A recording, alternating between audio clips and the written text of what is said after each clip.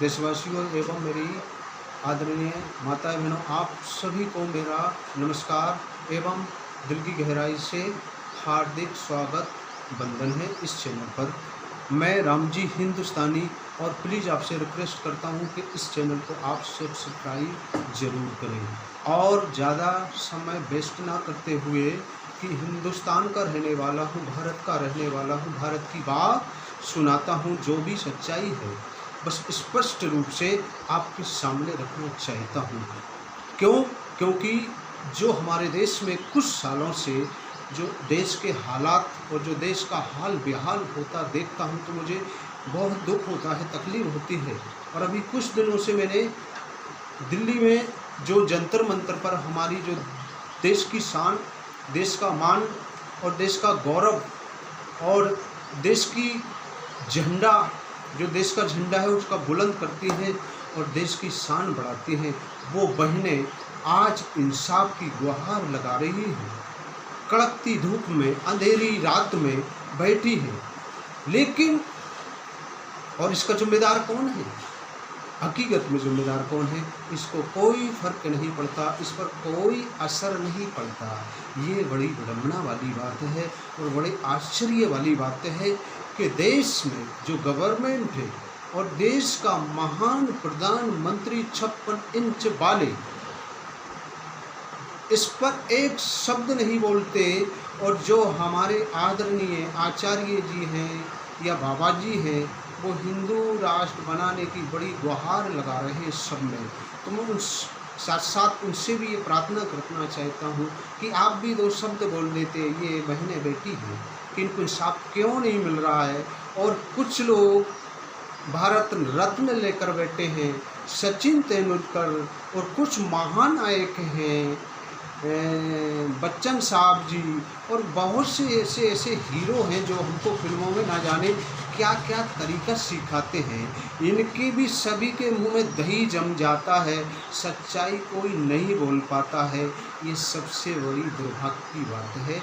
और ये भी भारत में, जिस हिंदुस्तान में जो भारतीय सभ्यता, संस्कृति और त्याग और बलिदान के लिए पूरे विश्व में जाना जाता है और इसका इतिहास लिखा है। हमारे पहले पुरखा कैसे कैसे इस देश के लिए खून और अपनी जान निछावर करके गए। तो मुझे बड़ा दुख होता है। और ऐसे अनाचारी, ऐसे दुराचारियों को मैं एक इशारा करना चाहता हूँ। ईश्वर की कसम खाता हूँ और उनको साक्षी भी मान के ये शब्द बोल रहा हूँ आपके सामने कि ऐसे निर्दोषी, निर्मम, और जिसने भी पहले युगों में भी नारी शक्ति को जरा भी छूने का प्रयास किया, नारी शक्ति को जरा भी अगर चुनौती दी है ना, तो उनका हश्र क्या हुआ है मैं बता दूँ आपको कि त्रेता में खरदूषण, त्रेता में खरदूषण और द्वापर में धूषासन। त्रेता में खरदूषण, द्वापर में धूषासन और अब कल युग में ब्रजभूषण। तो समझ जाइए इनका होने वाला है विद्यूषण। ये हम कहानी सुनाते हैं दिल से और आपको समझाते हैं। सुन ले ये प्रशासन, ईश्वर का, श्री कृष्ण का सुदर्शन चलने वाला है। सुन ले ये प्रशासन, सुन ले ये प्रशासन, सुन ले ये प्रशासन। और ए बहने बैठी है ना, ये आपका इतिहास लिखने बैठी है।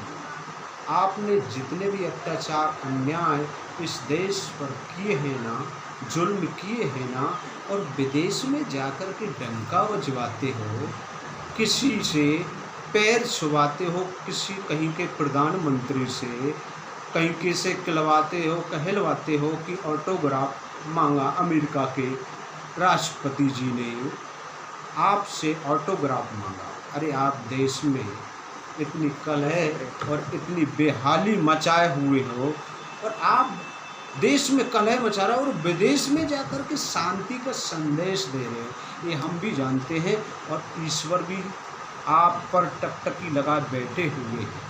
आपका एक एक हिसाब लिया जाएगा और कुछ समय बाद, मैंने कहा ना कि झूठ झूठ की लूट है, आप अभी लूट सको तो लूट, अंतकाल पछताओगे। ये गद्दी जाएगी छूट, ये सत्ता जाएगा छूट और प्राण जाएंगे छूट। ये रामायण और सभी ग्रंथ भी कहते हैं।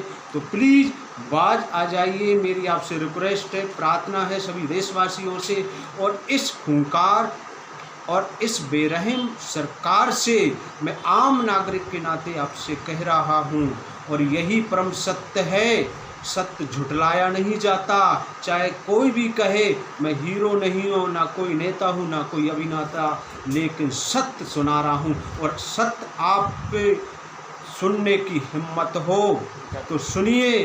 और प्लीज़ मेरे साथियों, मेरे आदरणीय वरिष्ठ गणों, इस वीडियो को लाइक के साथ साथ आप इसको आगे भी पोस्ट करने की कृपा करें और इस चैनल को सब्सक्राइब करने की कृपा करें। तो मैं इस इन्हीं शब्दों के साथ, इसी आशा के साथ कि हमारी बहनों को जल्दी से जल्दी, जो दिल्ली के जंतर मंतर पर बैठी है, उनको इंसाफ दे ये सरकार, नहीं फिर बहुत बड़ा परिणाम भोगने के लिए तैयार रहे।